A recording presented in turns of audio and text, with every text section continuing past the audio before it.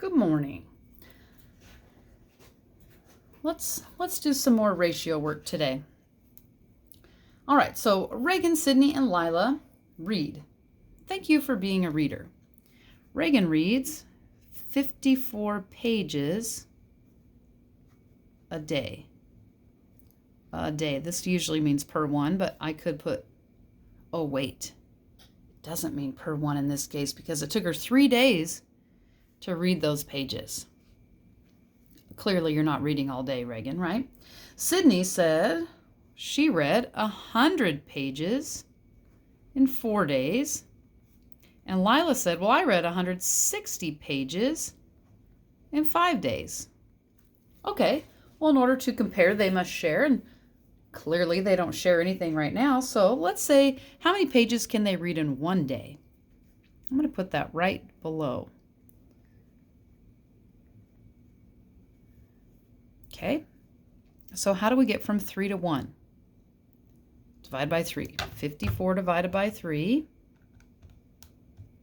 18. So Reagan can read 18 pages in a day.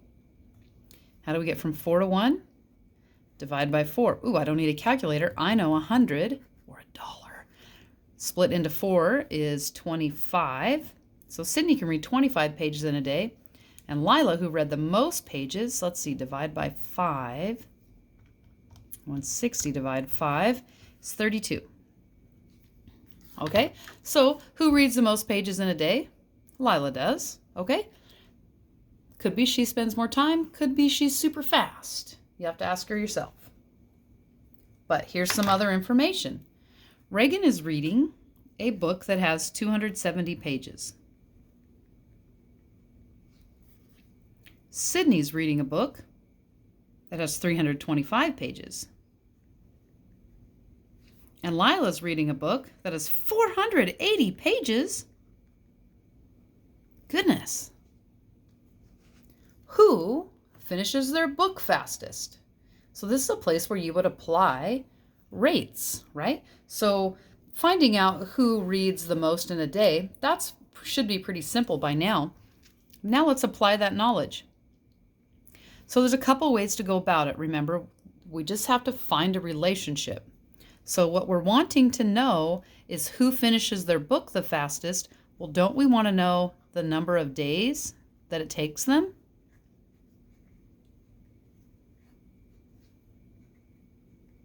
Right? Because that's our measurement of time. How many days will it take Reagan to finish a 270-page book? Okay. So there's a couple ways to look for your relationships. We could figure out this, okay, or we could figure out this to figure out how many days, all right? Or you could look at 54 into 270 should tell you this, or 18 into 270 would tell you this. So a lot of options, right? Since we took the time to figure out per 1 day, I'm going to say, well, how many times does 18 go into 270? Go into, remember we learned this a week or so ago, really equates to a division problem.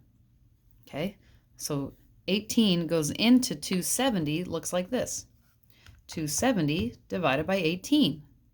And that should tell us the number of days it took Reagan to finish her book. 15 days. So now look for this one. 25 goes into 325. Ooh, could we do this one in mental math? Let's see. 25 goes into 100 4 times. There are 300s. So 3 times 4 is 12.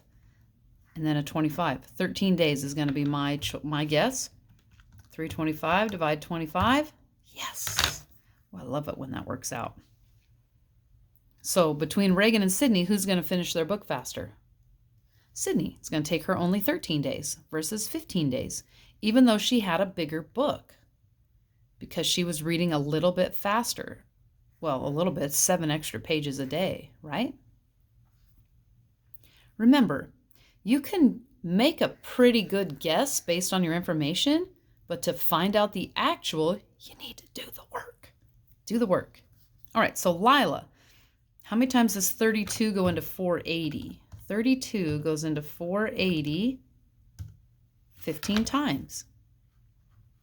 So who finished their book fastest? Sydney. Sydney finished her book fastest. All right. So even though Lila was reading more pages per day, her book was big, right? But she finished it in the same number of days as Reagan, right? So understanding the question and then applying the knowledge. Did we have to do a little bit of math? We sure did. Okay.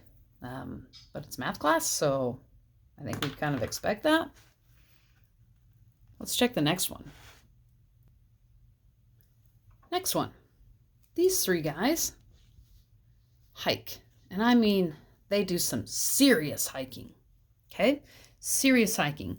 So on one adventure, Wyatt said that he could hike 26 miles in 2 days. Okay? And Lawrence said, well, okay, but on an adventure, I went 16 miles in 1 day.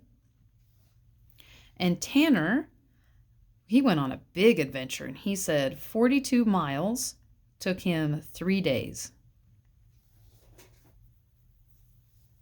Okay?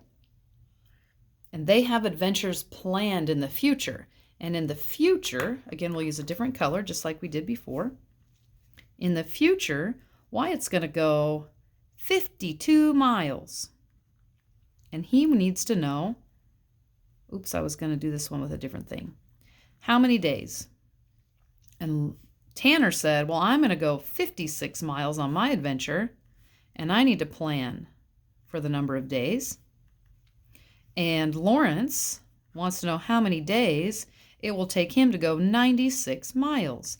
Now, do people really do this stuff? Actually, yes. There are people who do hiking, and they'll walk between 16 and 26 miles in a single day. Like if you're hiking there's 3 major trails in the United States.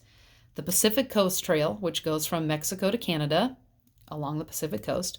The Continental Divide Trail, which goes from Mexico to Canada along the Continental Divide, so basically across the top of the Rockies. And the Appalachian Trail, which I think starts in South Carolina and goes to Maine and follows a trail along the Appalachians, right? Those are real things, and I've actually watched some shows on people doing it. It's fascinating stuff. Anyway, they need to know how many miles on average they can cover in a day, or how many miles they should cover in a day, so they know how long to get to a specific town, because maybe they're going to stay in a hotel in that town, or how many miles it is to a specific little campsite that they're trying to get to so they can get there. Or maybe they need to know, okay, I'm going to walk this many miles a day, and it's going to take me this number of days to get to the next town. And they will have their family mail them at the next town, mail them supplies. So then they'll go to the next town, get their supplies from that town, or have to buy supplies, but they'll resupply in that town. So they need to know ahead of time how many days it will take them to do that. So they would have situations like this. This is actually a real life thing. So let's first figure out how many miles they can go in a single day. Well, easy for Lawrence because he already reported that.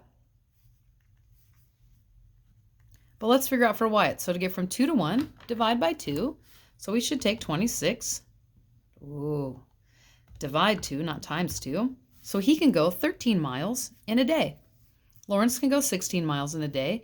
And Tanner, looks like we're dividing by 3. He can go 14 miles in a day. Okay, so now we can figure out how many days for them to do their hike. And if you weren't doing this along the trail where you like had little stops along the way, if he knows how many days it will take him to do this trail, he'll know how much food to bring, which is sort of a big deal because you don't want to run out of food, nor do you want to get home and have 3 days extra food because you would have walked around with 3 days extra food on your back. That sounds terrible, right? That sounds too heavy. So let's see. I want to know how many days, so I need to know how many 14s fit into 56. 4. It's going to take Tanner 4 days to go on his hike. Lawrence can do 16 miles in a single day. So that's 6 days to do his hike. And Wyatt can do 13 miles in a day. This is going to take 4 days. Okay. Actual, real kind of information that a person might want to figure out are, do I expect our actual Wyatt, Lawrence, and Tanner to be hiking at 14, 13, and 16 miles a day? I don't today, but I'll bet in the future they could do that and they could go do these kinds of things. Okay, so in order to compare, they must share. So in this case, we needed to figure out their rate, their unit rate, so that we could then figure out the next piece of the problem, right? A multi-step problem, figure out their unit rate, then we can apply that unit rate to some new information. Okay?